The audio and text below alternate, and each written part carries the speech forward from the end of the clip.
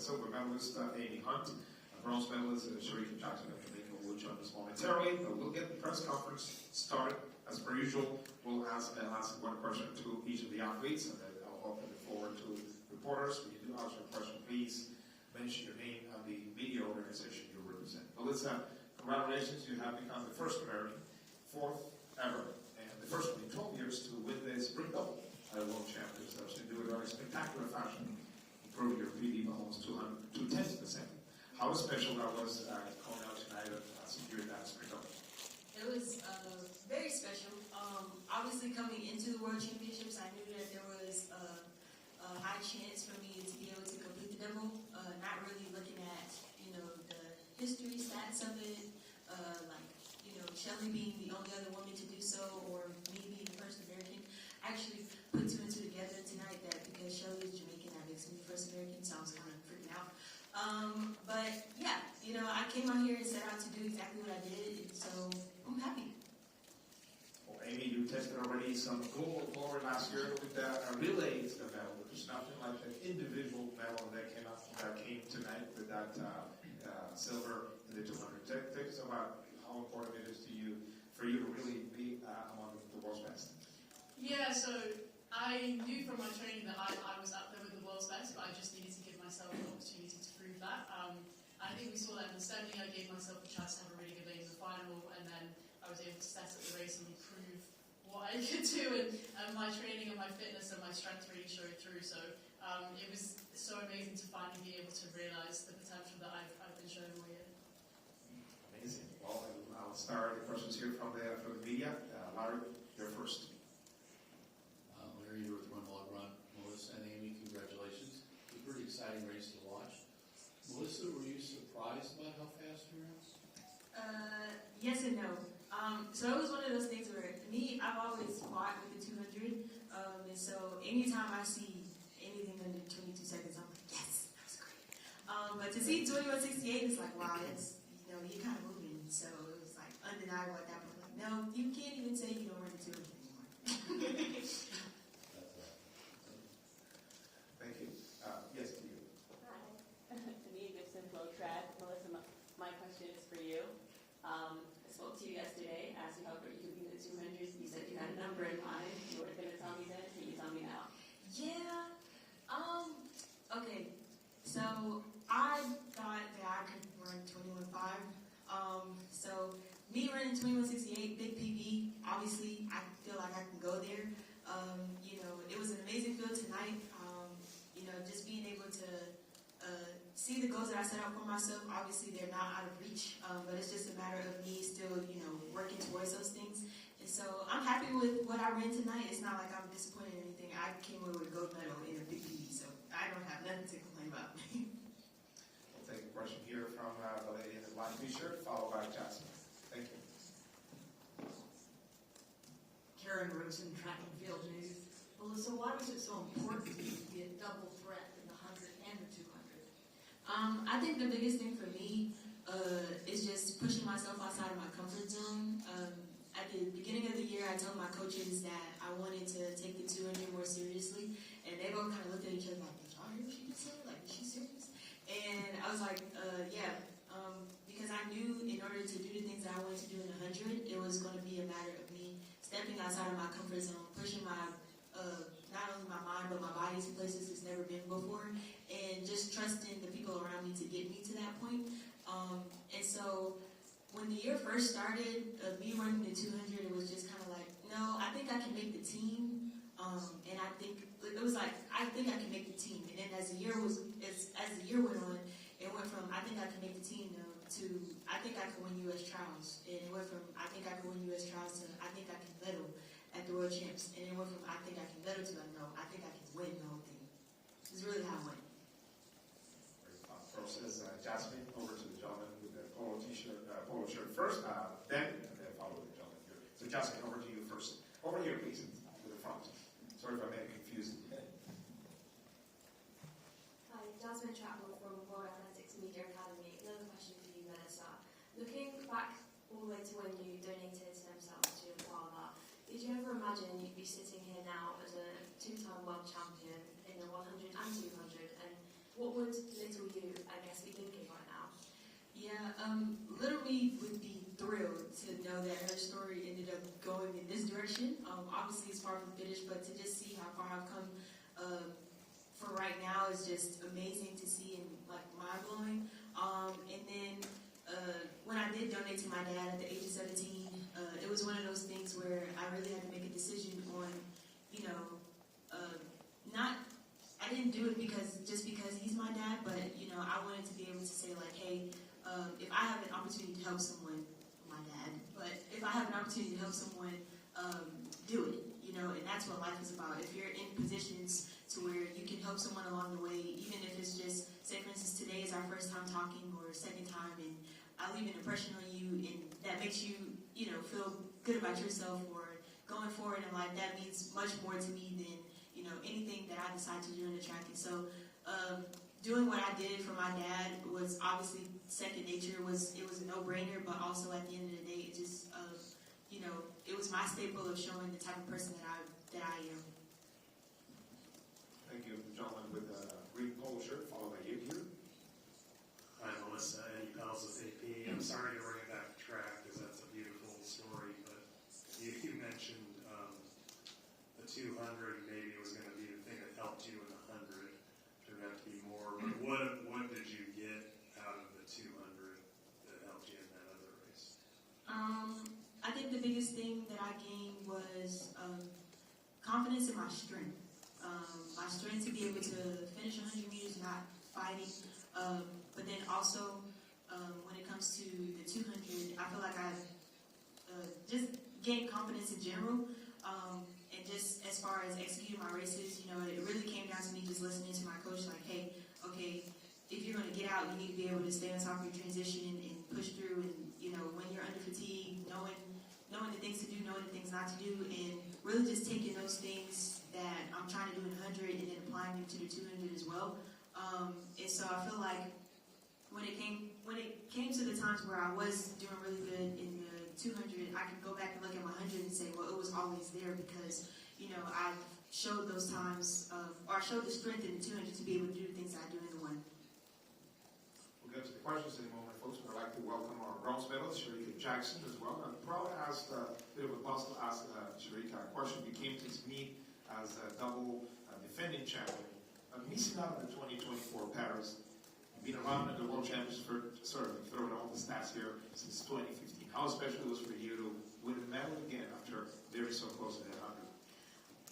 It was good. After the 100, I was really, really disappointed. I cried a lot, and just to come back out here and perform, it took a lot out of me mentally more than physically. But I am here, I'm grateful. I'm sitting here as a medalist, so that's a plus. Excellent. Well, back to the questions here. Over to you. Ewan Crumley from Athletics Weekly. It's a question for Amy and Melissa. You both recently made that transition from the junior to senior level. I'm wondering how difficult a process you both found that and what you did to make sure that you succeeded in that when so many other people don't. I think it's pretty well documented that I didn't have the smoothest of transitions from junior to senior. I went through a whole tendon rupture, a Cambridge degree, and a move to Italy, where I still don't speak the language very fluently. So it's been a very rocky road at points, but I think what has enabled me to end up on the other side thriving is just kind of pure radical inner belief, that kind of intrinsic power that I knew I was always going to be here. So I think just having that radical self-belief is such a self-sustaining thing, and also allowing myself to be vulnerable, you know, putting myself in the 60-meter world indoors and things like that, then allow me to come onto this stage and have all of the confidence in my start. And yeah, kind of the opposite of Melissa, kind of doing the 2s to help her 1s, I was doing 60s and 1s to help my 2s. So yeah, it's a real privilege for us to be showing up as two really young female sprinters ahead of the game. I would say for me, obviously I went to a smaller D1 school, and so coming up through the collegiate system, it was definitely, 2022 was a year to remember for me, and then it went from everything being so high, and like, okay, where does this world take us, to, no, you're a professional now, but you're still kind of in the collegiate system, so it was definitely hard to navigate. And I think the switch, or I think the thing that made a difference for me was when I left my collegiate coach and decided to join a professional group. And obviously that change, I wouldn't say it was really, really hard. It was just a matter of sitting down and saying, okay, if you say you want to be the person that you want to be, you say you want to accomplish all these great things, and you need to put yourself in an environment, in a space that's going to help you excel and help you get to where you want to be. And joining Star Athletics with Dennis Mitchell and Sharif Lewis is one of the best decisions I've ever made in my life.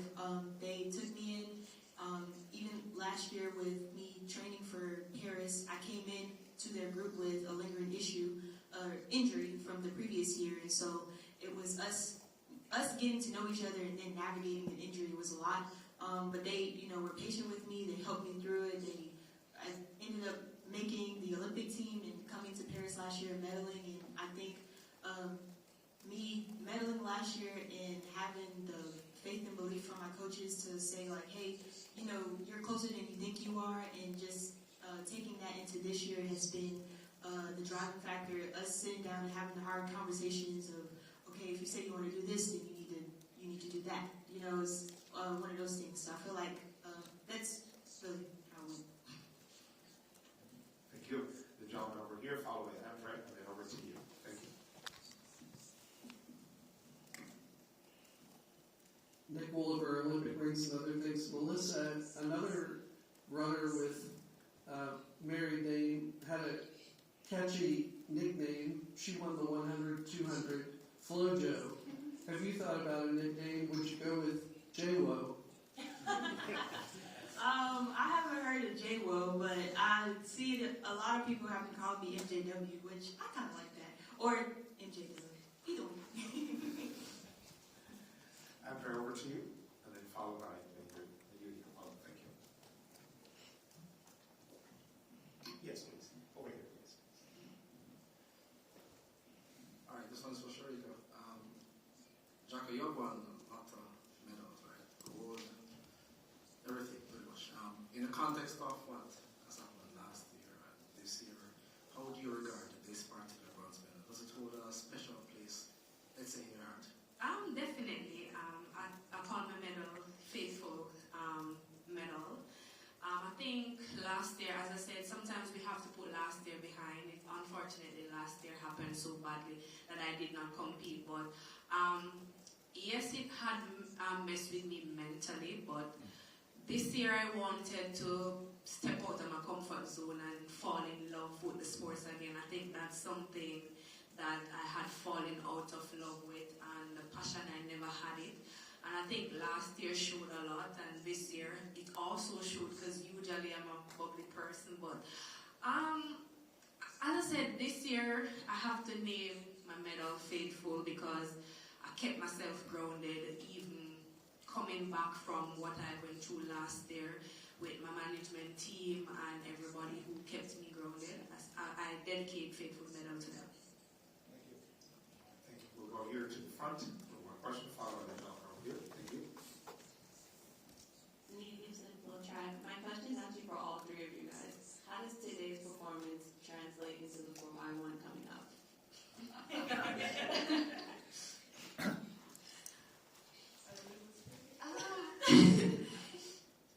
I don't know. 4x1 is you compete with different persons. I think we just have to put it together. You're going to compete not individually. Okay, when you're running your individual race, you just have to focus on you. But then when you're running a team race, then you have to ensure that you play a part along with your teammates. So I don't think today really. You just have to put the pieces together. You can have the 4 fastest persons running, but the baton exchange and everything come together, and the team can win. I would agree with what you said. But at the end of the day, that's really what it boils down to. The chemistry, the movement of the baton, making sure that everyone do their job, but then also having the belief in one another that each of your teammates are going to do their job. And so, yeah. Yes, similarly, I think it's probably going to be one of the races of the champs. We got 2 Brits in the final tonight. We had 8th, 9th, and 10th in the 100, and then he's had a lot of teammates in both those 1s and 2s as well, so I think it makes it really, really hot, really exciting. Well, there's a bit of a 4x1 preview. We'll take 2 more questions from the gentleman over here and then follow back. So Amy, obviously congratulations to all 3 of you, from CSMAG. Amy, we've seen you kind of gain confidence across all the Diamond Leagues this season. How has your training evolved, and how have you kind of reached this top level? Because obviously a lot of people may not know, may think you've come out of nowhere, and obviously great to know what you were doing when you were 17, but I think for a lot of other people, they're thinking, who is this sprinter who's kind of come out of nowhere? So how would you kind of address that? Yeah, I think I obviously made a small splash age 17. I ran an under 18 world records, and I very much disappeared for 6 years. I think everyone remembers the visuals from London Diamond League where I finally broke that 6-year-old PB, and I was absolutely sobbing. And I've run past that twice today. But yeah, I think my training's just evolved. Obviously, I took a massive leap of faith and moved to Italy. Completely new training setup, new coach, new team, and just having the confidence to do that and the trust and commitment to that training system, it opened me up to so many different possibilities and with such warm, welcoming arms. And I love living in Paderborn. I love my life there. I love the tempo of it, the people, the training setup. It's so amazing, and it's enabled me to take my training to newer heights. And I know I'm so fit and so strong. Some of the sessions I've been doing this year have been pretty ridiculous. So everyone has my coach to blame, who's sat in the back over there. But yeah, it means that I can come onto the start line with so much confidence because I know I'm completing sessions that not everyone else on that line could even finish. So yeah. We'll take the last question here from Annika. Annika Saunders with the World Athletics Media Academy. One last question to Melissa. What has been your family's reaction to your win tonight? Have you spoken to them already? Is your parents here? Can you give us some insights? Yes, so my village is definitely in attendance. My mom, my dad, I have some uncles, uncle and aunts here. Think about it. Normally we travel in large packs. But, it was just so special to have all of them here to be able to witness what has been going on these last couple of days. And crazy enough, they've been saying it all week, and it's like you hear these things and you're like, yeah, it can happen, but still be like, yeah, you're just talking. You're supposed to say those things, you're my family, you love me. But they're just like, I just can't wait to see you go out there and make history. And hearing that from them, it's just like, if they can have that much faith in me, and I'm the one getting on the line, why can't I have that much faith in myself to be able to do those things? So, having them here has been a joy. It's definitely been my driving force. And yeah, it's just been great. And with that, we'll bring the press conference to a close. I really want to thank and congratulate Melissa, Amy, and Sharika on winning medals tonight. There's 2 more days of competition, so we should much success here before the competition ends. Thank you again. Thank you.